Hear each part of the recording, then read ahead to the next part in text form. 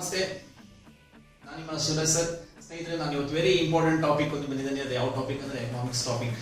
ಯಾಕೆ ಅಂತಂದ್ರೆ ಇತ್ತೀಚೆಗೆ ಎಕನಾಮಿಕ್ಸ್ ಅಲ್ಲಿ ಸಾಕಷ್ಟು ಸುದ್ದಿಯಲ್ಲಿದೆ. ಯಾವುದೊಂದು ಹೆಲಿಕಾಪ್ಟರ್ ಮನಿ ಇರ್ಬೋದು ಅಥವಾ ಇತರೆ ವಿಷಯಗಳಿರ್ಬೋದು, ಸಾಕಷ್ಟು ವಿಷಯ ಇದೆ. ನಾನು ಆ ವಿಷಯಕ್ಕೆ ಚರ್ಚೆ ಮಾಡೋಕ್ಕಾಗಿ ಇವತ್ತು ಆ ಟಾಪಿಕ್ ತಗೊಂಡಿದ್ದೀನಿ. ಸೊ ಇವೊಂಥರ ಜ್ವಾಲಂತ ಸಮಸ್ಯೆಗಳಾಗಿದ್ದರಿಂದ ಇವತ್ತಿನ ಸಮಸ್ಯೆಗಳ ಬಗ್ಗೆ, economics very important competitive exam ಬಗ್ಗೆ ಹಾಗೆ ಸಾಕಷ್ಟು ಸ್ನೇಹಿತರು ಕಳಿಸಿದ್ದೀರಾ. ಸರ್ ಹೆಲಿಕಾಪ್ಟರ್ ಮನಿ ಬಗ್ಗೆ ಮಾಡಿ ಅಂತ ಹೇಳಿದ್ದೀರಾ. ಸೊ ಹಾಗಾಗಿ ನಾನು ಇವತ್ತು ಹೆಲಿಕಾಪ್ಟರ್ ಮನಿ ಬಗ್ಗೆ ಕ್ಲಾಸ್ ಅಂತ ತಗೋತಾ ಇದ್ದೀನಿ. ಮತ್ತೆ ಇತರೆ ಎಕನಾಮಿಕ್ಸ್ ಅಲ್ಲಿ ವೆರಿ ಇಂಪಾರ್ಟೆಂಟ್ ಕ್ವಶನ್ಸ್ ಯಾವ ಬಂದಿದ್ದಾವೆ, ಮತ್ತೆ ಮುಂದೆ ಬರೋಂಥ ಎಕ್ಸಾಮ್ ಯಾವ ಕ್ವಶನ್ಸ್ ಅನ್ನೋದ್ರ ಬಗ್ಗೆ ನಾನು ಇವತ್ತು ಕ್ಲಾಸ್ ಮಾಡ್ತಿದ್ದೀನಿ. ಅದಕ್ಕೂ ಮುಂಚೆ ಅಚುವಲ್ ಕೋಚಿಂಗ್ ಸೆಂಟರ್ಗೆ ಯಾರು ಸಬ್ಸ್ಕ್ರೈಬ್ ಆಗಿಲ್ಲ ದಯವಿಟ್ಟು ಸಬ್ಸ್ಕ್ರೈಬ್ ಆಗಿ, ಮತ್ತೆ ನೋಟಿಫಿಕೇಶನ್ಗಾಗಿ ಬೆಲ್ ಬಟನ್ ಅನ್ನು ಒತ್ತಿ. ಯಾಕಂದ್ರೆ ನೆಕ್ಸ್ಟ್ ನೋಟಿಫಿಕೇಶನ್ಸ್ ವಿಡಿಯೋಗಳು ನೀವು ಮಿಸ್ ಆಗದೆ ಬರಬೇಕು ಅಂದ್ರೆ ಯಾವುದು ಬೆಲ್ ಬಟನ್ ಅನ್ನು ಒತ್ತಬೇಕಾಗುತ್ತೆ. ಸೊ ಹಾಗೆ ನಮ್ಮ ಟೆಲಿಗ್ರಾಮ್ ಗ್ರೂಪ್ ಅಚುವ ಶೌರ್ಯ ಅಂತ ಹೇಳಿ ಒಂದು ಹೊಸ ಟೆಲಿಗ್ರಾಮ್ ಗ್ರೂಪ್ ಅನ್ನ ಇದು ಮಾಡಿದೀವಿ. ಉದ್ದೇಶ ಅಷ್ಟೇ, ನಿಮ್ಮ ಎಲ್ಲಾ ಕ್ಲಾಸ್ಗಳದ್ದು ಮತ್ತೆ ಈಗ ಸ್ಟಡಿ ಮೆಟೀರಿಯಲ್ಸ್ ಬೇಕಾಗಿದೆ, ಮನೇಲಿ ಕೂತು ಓದ್ತಾ ಇದ್ದೀರಾ. ಹಾಗಾಗಿ ಸ್ಟಡಿ ಮೆಟೀರಿಯಲ್ಸ್ ಬೇಕು ಅಂತಂದ್ರೆ ಅಚುವ ಶೌರ್ಯ ಟೆಲಿಗ್ರಾಮ್ ಗ್ರೂಪ್ಗೆ ಕೆಳಗಡೆ ಡಿಸ್ಕ್ರಿಪ್ಷನ್ಸ್ ಅಲ್ಲಿ ಹಾಕಲಾಗಿದೆ. ಸೊ ಆ ಟೆಲಿಗ್ರಾಮ್ ಗ್ರೂಪ್ ಅನ್ನ ಫಾಲೋ ಮಾಡಿ. ಸೊ ನಿಮ್ಗೆ ಎಲ್ಲಾ ಸಬ್ಜೆಕ್ಟಿನ ಸ್ಟಡಿ ಮೆಟೀರಿಯಲ್ ಗಳನ್ನ ಫ್ರೀ ಆಗಿ ಕೊಡ್ತಾ ಇದ್ದಾರೆ. ಮತ್ತೆ ಹಳೆ ಓಲ್ಡ್ ಕ್ವಶನ್ ಪೇಪರ್ ಮತ್ತು ಮಾಡಲ್ ಕ್ವಶನ್ ಪೇಪರ್ ಗಳನ್ನ ಹಾಕ್ತಿದ್ದಾರೆ.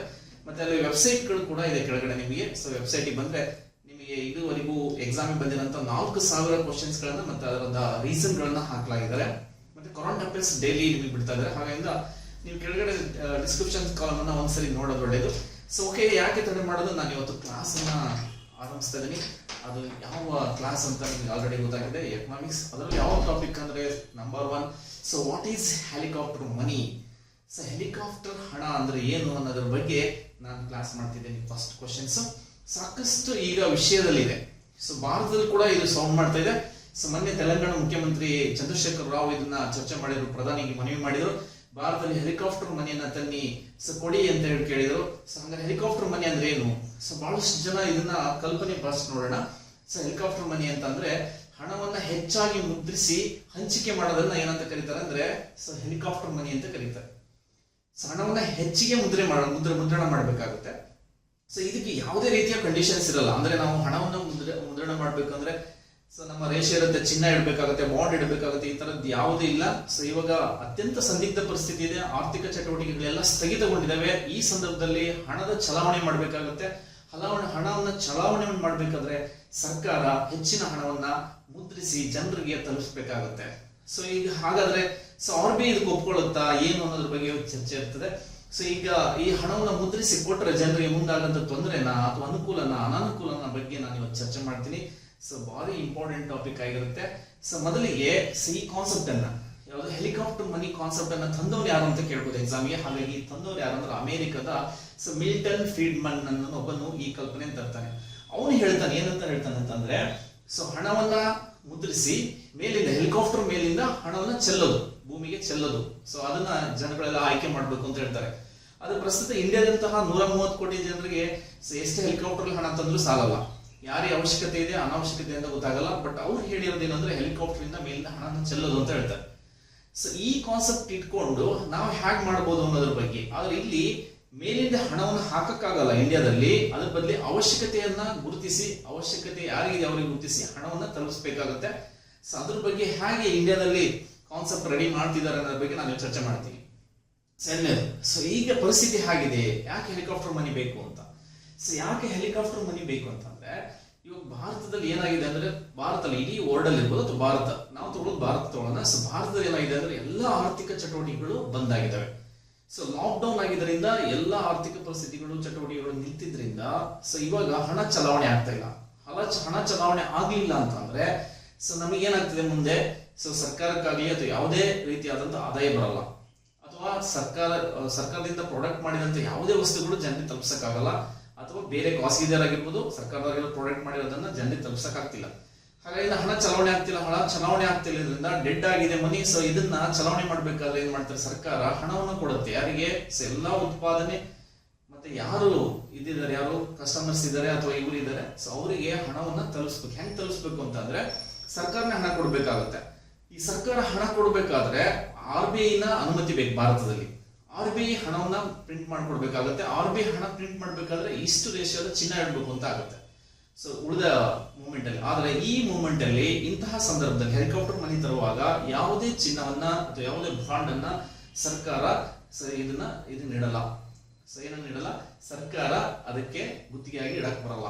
ಸೊ ಹಾಗೆ ಹಣವನ್ನ ಇಷ್ಟು ಹಣ ಬೇಕು ಅಂದ್ರೆ ಪ್ರಿಂಟ್ ಮಾಡಿಕೊಡ್ಬೇಕಾಗುತ್ತೆ. ಅದನ್ನ ಜನರಿಗೆ ಅವಶ್ಯಕ ಇದ್ದವರಿಗೆ ತಲುಪಿಸಿದ ಮಾತ್ರ ಅದು ಸೇವಿಂಗ್ ಆಗ್ತದೆ ಅಥವಾ ಸರ್ವ್ ಆಗ್ತದೆ ಅಂತ ಹೇಳ್ಬೋದು.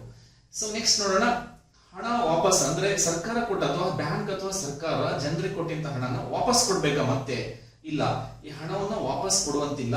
ಸೊ ಇದನ್ನ ಜನರಿಗೆ ತಲುಪಿಸಿದಷ್ಟು ಜನ ಇದನ್ನ ಅನುಭವಿಸಬಹುದು, ಹೇಗಾದ್ರೂ ಉಪಯೋಗಿಸಬಹುದು ಅಂತ ಆಗುತ್ತೆ. ಸೊ ಸರ್ಕಾರ ಕೂಡ ನಾನು ಹೇಳಿದೆ ಆಲ್ರೆಡಿ ಬಾಂಡ್ ಆಗ್ಲಿ, ಚಿನ್ನ ಆಗ್ಲಿ, ಇದಕ್ಕೆ RBI ಆಗಲಿ ಅಥವಾ ನೋಟ್ ಮುದ್ರಣ ಮಾಡುವಂತಹ ಯಾವುದೇ ಸಂಸ್ಥೆ ಕೂಡ ಸೊ ಯಾವುದೇ ಕಂಡೀಷನ್ಸ್ ಇಲ್ದಂಗೆ ಇಷ್ಟು ಹಣ ಬೇಕು ಅಂತ ತಗೋಬಹುದು ಅಂತ ಹೇಳ್ತಾರೆ. ಸೊ ಹಾಗಾದ್ರೆ ಈ ಹಣವನ್ನ ಈ ತರ ಉಚಿತವಾಗಿ ಪ್ರಿಂಟ್ ಮಾಡಿ ಜನರಿಗೆ ತಲುಪಿಸಿದ್ರೆ ಏನಾಗುತ್ತೆ, ಒಳ್ಳೇದಾಗತ್ತಾ ಅನ್ನೋದ್ರ ಬಗ್ಗೆ ಅಥವಾ ಕೆಟ್ಟದಾಗತ್ತಾ ಅನ್ನೋದ್ರ ಬಗ್ಗೆ ನೋಡೋಣ. ಸೊ ಈ ಹೆಲಿಕಾಪ್ಟರ್ ಮನಿ ಏನಾದ್ರು ಕಾನ್ಸೆಪ್ಟ್ ತಂದ್ರೆ ಸೊ ಏನಾಗುತ್ತೆ ಅಂದ್ರೆ, ಒಂದು ನಂಬರ್ 1 ವಸ್ತುವಿನ ಬೆಲೆ ಹೆಚ್ಚಾಗುತ್ತೆ. ಏನಾಗುತ್ತೆ, ವಸ್ತುವಿನ ಬೆಲೆ ಗಗನಕ್ಕೆ ಹೋಗುತ್ತೆ. ಯಾಕೆ ವಸ್ತುವಿನ ಬೆಲೆ ಜಾಸ್ತಿ ಆಗುತ್ತೆ ಅಂದ್ರೆ, ಕೊಂಡುಕೊಳ್ಳುವ ಸಾಮರ್ಥ್ಯ ಹೆಚ್ಚಾಗುತ್ತೆ. ಪರ್ಚೇಸಿಂಗ್ ಕೆಪಾಸಿಟಿ ಅಂತ ಇದನ್ನ. So consumer purchasing capacity is increase ಆಗುತ್ತೆ. ಹಾಗೆ ಎಲ್ಲರೂ ಬಯಸಕ್ಕೆ ಶುರು ಮಾಡ್ತಾರೆ ವಸ್ತುಗಳನ್ನ. ಹಾಗಾಗಿ ವಸ್ತುಗಳ ಬೆಲೆ ಇದಾಗುತ್ತೆ. ಹಾಗೆ ಏನಾಗುತ್ತೆ, ಪೂರೈಕೆ ಕಡಿಮೆ ಆಗೋದು ಅಥವಾ ಪೂರೈಕೆ ಇಲ್ಲದೆ ಇರ್ಬೋದು. ಹಾಗಾಗಿ ವಸ್ತುವಿನ ಬೆಲೆ ಜಾಸ್ತಿ ಆಗುತ್ತೆ. ಹಾಗಾಗಿ ಇದರಿಂದ ಹಣದ ನಾಗಲೋಟ ಜಾಸ್ತಿ ಆಗುತ್ತೆ ಅಂತ ಹೇಳ್ಬೋದು. ಹಾಗಾಗಿ ರೂಪಾಯಿ ಮೌಲ್ಯ ಕುಸಿತ ಆಗುತ್ತೆ. ಈಗ ಪ್ರಸ್ತುತ ನಮ್ಮ ಡಾಲರ್ಗೆ 76 ರೂಪಾಯಿ ಸಮಥಿಂಗ್ ಕೊಡ್ಬೇಕಿದೆ. ಹಾಗಾಗಿ ಹಣದ ಮೌಲ್ಯ ಕುಸಿಯುತ್ತೆ. ನೆಕ್ಸ್ಟ್ ಏನ್ ಬರುತ್ತೆ ಅಂತಂದ್ರೆ, ಸೊ ಇದರಲ್ಲಿ ಕಾನ್ಸೆಪ್ಟ್ ಏನ್ ಬರುತ್ತೆ, ಆಮದು ಮತ್ತು ರಫ್ತು ಮೇಲೆ, ಇಂಪೋರ್ಟ್ ಮತ್ತು ಎಕ್ಸ್ಪೋರ್ಟ್ ಮೇಲೆ ಬಹಳ ವ್ಯತಿರಿಕ್ತವಾದ ಪರಿಣಾಮವನ್ನು ಬೀರುತ್ತೆ. ಸೊ ಯಾಕಂದ್ರೆ ಯಾವ ವಸ್ತುಗಳನ್ನ ಸೊ ತರಿಸಬೇಕು, ಯಾವ ವಸ್ತುಗಳು ಬೇಡಿಕೆ ಇದೆ ಅನ್ನೋದ್ರ ಬಗ್ಗೆ ಇಲ್ಲಿ ಬರಲ್ಲ. ಹಣ ಇರೋದ್ರಿಂದ ವಸ್ತುಗಳ ಮೇಲೆ ಜನ ಮುಗಿ ಬೀಳ್ತಾರೆ. ಹಾಗಾದ್ರಿಂದ ಸೊ ಪರ್ಚೇಸಿಂಗ್ ಕೆಪಾಸಿಟಿ ಜಾಸ್ತಿ ಆಗೋದ್ರಿಂದ ಇಲ್ಲಿ ಹಣದು ಬರದಂತಹ ಸಮಸ್ಯೆಗಳು ಎದುರಾಗ್ತವೆ. ಸೊ ಇನ್ಫ್ಲೇಷನ್ಸ್ ಮತ್ತು ಡಿಪ್ಲೇಷನ್ಸ್ ಸ್ಟಾರ್ಟ್ ಆಗುತ್ತೆ. ಸೊ ಇದನ್ನ ಇನ್ಫ್ಲೇಷನ್ಸ್ ಅಂದ್ರೆ ಅತಿ ಪ್ರಸರಣ ಅಂತೀವಿ. ಸೊ ಡಿಪ್ಲೇಷನ್ಸ್ ಅಂದ್ರೆ ಅನಪ್ರಸರಣ ಅಂತ ಕರಿತೀವಿ. ಅಂದ್ರೆ ವಸ್ತುವಿನ ಬೆಲೆ ಜಾಸ್ತಿ ಆದಾಗೂ ಕೂಡ ನಮಗೆ ಏನಾಗ್ತದೆ, ಸೊ ಏನಾಗ್ಬೋದು, ವಸ್ತುವಿನ ಬೆಲೆ ಜಾಸ್ತಿ ಆದಾಗ ಸೊ ಅತಿ ಪ್ರಸರಣ ಅಥವಾ ಇನ್ಫ್ಲೇಷನ್ಸ್ ಆಗ್ತದೆ. ಸೊ ವಸ್ತುವಿನ ಬೆಲೆ ಇಳಿಕೆನೂ ಆಗ್ಬಹುದು, ಯಾಕಂದ್ರೆ ವಸ್ತುವಿನ ಬಗ್ಗೆ ಬಳಕೆ ಆದಾಗ ಅನಪ್ರಸರಣ ಆಗ್ಬಹುದು. ಇಲ್ಲ ಪ್ರಾಡಕ್ಟ್ ಹತ್ರ ಜಾಸ್ತಿ ಹಣ ಸಿಗೋದ್ರಿಂದ ಅವರು ಜಾಸ್ತಿ ಪ್ರಾಡಕ್ಟ್ ಮಾಡೋದ್ರಿಂದ ಆ ವಸ್ತು ಸೇಲ್ ಆಗದೆ ಇರ್ಬೋದು. ಅವಾಗ ಸೊ ಏನು ಪೂರೈಕೆ ಅಥವಾ ಬೇಡಿಕೆ ಕಡಿಮೆ ಆದಾಗ ಆ ವಸ್ತುವಿನ ಬಗ್ಗೆ ಬೇಡಿಕೆ ಇಲ್ಲದಾಗ ಅನಪ್ರಸರಣ ಕೂಡ ಆಗ್ಬಹುದು. ಹಾಗಾದ್ರೆ ಈ ಡಿಪ್ಲೇಷನ್ಸ್ ಇನ್ಫ್ಲೇಷನ್ಸ್ ಮುಂದೆ ಸರ್ಕಾರ ಎದುರಿಸಬೇಕಾಗತ್ತೆ. ಹೆಲಿಕಾಪ್ಟರ್ ಹಣವನ್ನ ತಂದು ಈಗ ಜನರಿಗೆ ದುಡ್ಡು ಕೊಡ್ಬೋದು. ಸೊ ಈಗಿನ ಚಟುವಟಿಕೆಗಳನ್ನ ಆರಂಭಿಸಬಹುದು, ಆದ್ರೆ ಮುಂದೆ ದೊಡ್ಡ ಅಪಾಯ ಕಾದಿರುತ್ತೆ. ಸೊ ಯಾವುದು ಇನ್ಫ್ಲೇಷನ್ಸ್ ಮತ್ತು ಡಿಫ್ಲೇಷನ್ಸ್ ಅನ್ನ ಹೆಲಿಕಾಪ್ಟರ್ ಮನಿ ತಂದಂತಹ ಯಾವುದೇ ದೇಶ ಇದನ್ನ ಎದುರಿಸಬೇಕಾಗತ್ತೆ. ನೆಕ್ಸ್ಟ್ ನೋಡೋಣ, ಸೊ ಇದನ್ನ ಅವಶ್ಯಕತೆ ಇದ್ದವ್ರು ಯಾರು, ಅವಶ್ಯಕತೆ ಇಲ್ಲದವ್ರು ಯಾರು ಅನ್ನೋದನ್ನ ಕಂಡುಹಿಡಿಯೋದು ಕಷ್ಟ ಆಗುತ್ತೆ. ಭಾರತದಂತ ದೇಶದಲ್ಲಿ ಸೊ ಎಲ್ಲರಿಗೂ ಕೂಡ ಎಥಿಕ್ಸ್ ಇರಲ್ಲ. ಎಥಿಕ್ಸ್ ಇಲ್ಲದ್ರೆ ಏನಾಗುತ್ತೆ ಅಂದ್ರೆ ಎಲ್ಲರೂ ಕೂಡ ಸೊ ಕ್ಯೂ ಅಲ್ಲಿ ನಿಲ್ತಾರೆ. ಹಾಗಾದ್ರಿಂದ ಎಷ್ಟು ಹಣ ಪ್ರಿಂಟ್ ಮಾಡಿದ್ರು ಕೂಡ ಇಲ್ಲಿ ಪ್ರಯೋಜನ ಇಲ್ಲ ಅಂತ ಹೇಳ್ಬೋದು ಇಂಥ ದೇಶದಲ್ಲಿ.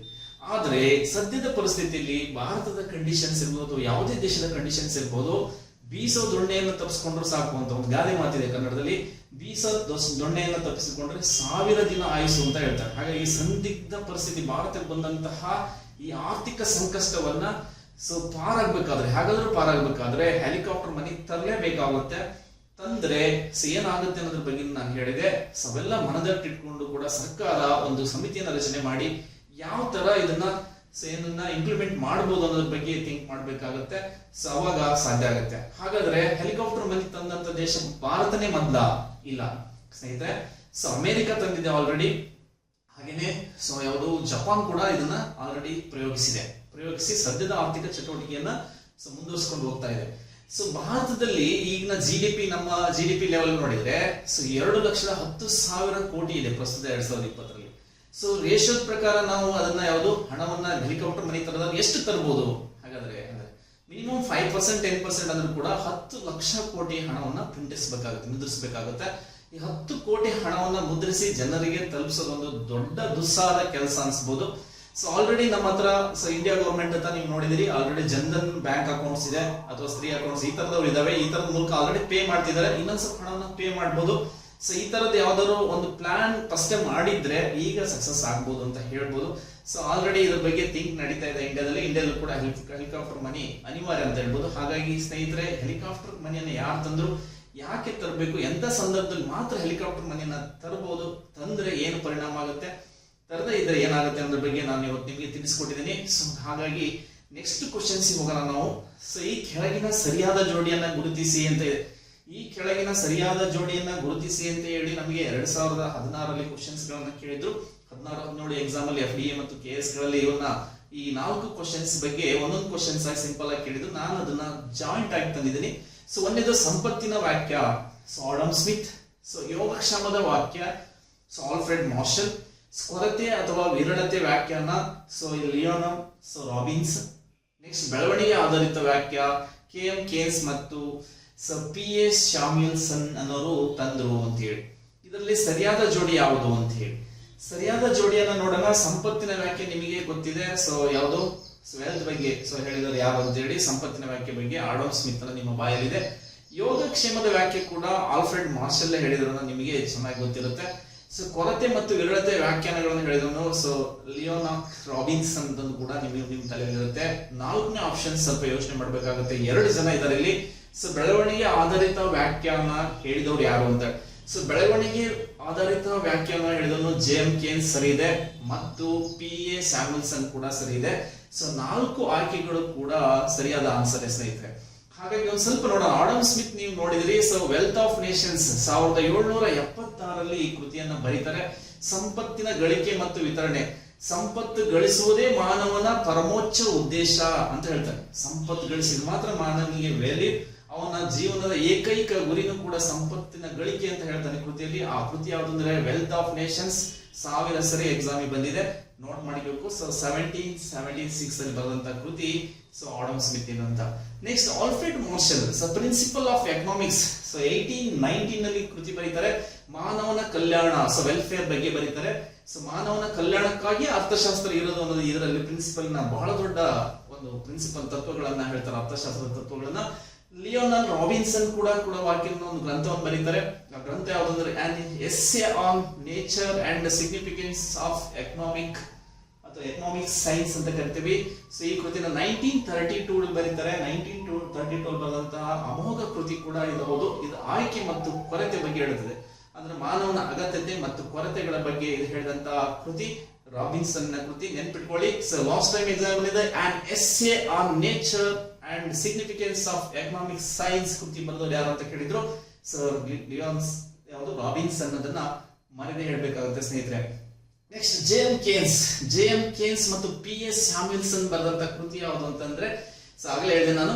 ಸೊ ಆಯ್ಕೆಗೆ ಸಂಬಂಧಿಸಿದಂತಹ ಒಂದು ಯಾವುದು ಬೆಳವಣಿಗೆ ಆಧಾರಿತವಾದಂತಹ ಒಂದು ವ್ಯಾಖ್ಯಾನವನ್ನು ನೋಡಿದವರು ಯಾರು ಅಂತ ನಾನು ಬಗ್ಗೆ ಚರ್ಚೆ ಮಾಡಿದ್ದೆ. ಅವರ ಕೃತಿ ಯಾವುದು ಅಂತ ಕೇಳಿದರೆ ಈ ಒಂದು ವ್ಯಾಖ್ಯಾನದ ಬಗ್ಗೆ ಬಂದಂತ ಕೃತಿ ಯಾವುದು ಅಂದ್ರೆ general theory of employment, interest and ಮನಿ ಅನ್ನೋದ್ರ ಬಗ್ಗೆ ಬರೀತಾನೆ.